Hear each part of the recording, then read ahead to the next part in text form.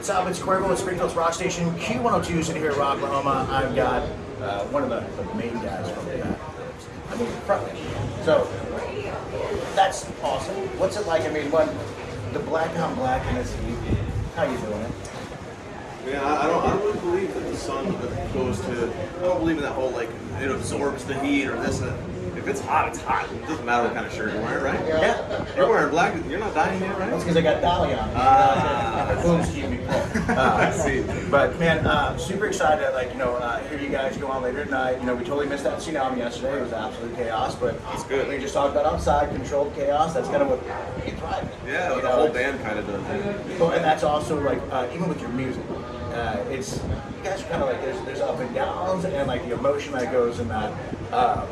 That's the killer part of listening to it, like the amount of people that you sing to and people that listen, how that resonates with you. That's got to be the killer feeling of getting on stage.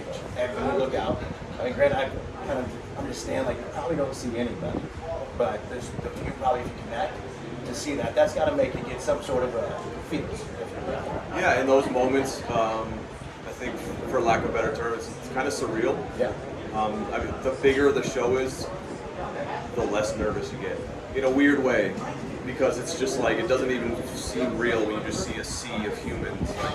Like, the most nerve-wracking performances for me are like when we're doing really intimate, small clubs, acoustic session kind of things, like, because it's just so like microscopic. You're under the microscope. So You can see everything. Yeah, it's usually in like a room that has like surgery lighting. Yeah, that's it right on. Where were you at 9 o'clock? Yeah, dude, like a fucking light bulb hanging over your head. So yeah. And if you don't mind me asking, so with your voice, man, it's pretty epic. I mean, granted, when you're doing a cover like that, you're paying like homage to it. So my question is, like, how old were you when you started getting into singing and realizing, holy shit, this is it. This is what I want. Like the first time you sang for somebody, like what age did that kind of hit? It came pretty organically for me. I've always been around singing and like learning how to sing my whole life because I went to a private, like a Catholic school growing up. So there's church and you had to sing in church and stuff. So like it was just something that I was always around music. I was always around singers and people that practiced like the technique of it. So growing up, I started getting more and more into rock music and singing along with it in my car and like realizing, I can belt a little bit with these things. So like the more and more I did it, the more comfortable I got with it, and then it was just. I can relate with that because I was raised Catholic. I'm from Chicago, so I mean that's the majority of everybody over there. And there's a lot of kneeling, standing, so it's a workout. Kneel, stand, say, yep. I'm cool. I'm okay.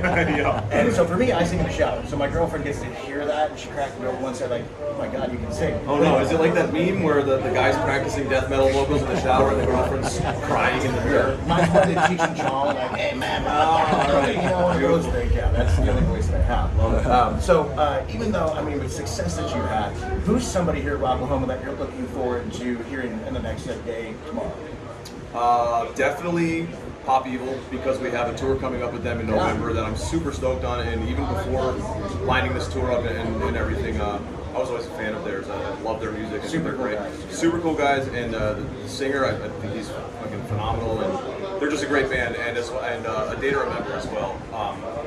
They're old friends from my past. I toured with them in my other bands before. I've been to Australia with those boys, so like I kind of have a history with those guys, and they're every year they get better, and they're like a fine line. So Day to Remember, man.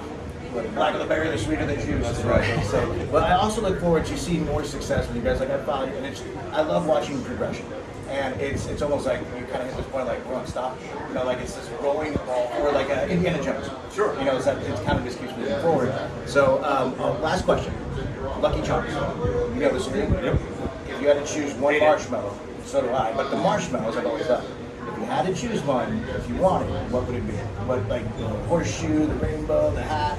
Probably, I don't know, the clover maybe, because it's not 4-leaf, but it's pretty close enough to good luck, right? Close enough, yeah. Well, awesome, man. Thank you so much for taking time today. Bad Wolves here, and make sure you check him out. Can you tell everybody social media, where can they find all the new news, everything to watch, what's going forward? Of course, any kind of updates, anything current Bad Wolves, you just head to badwolvesnation.com.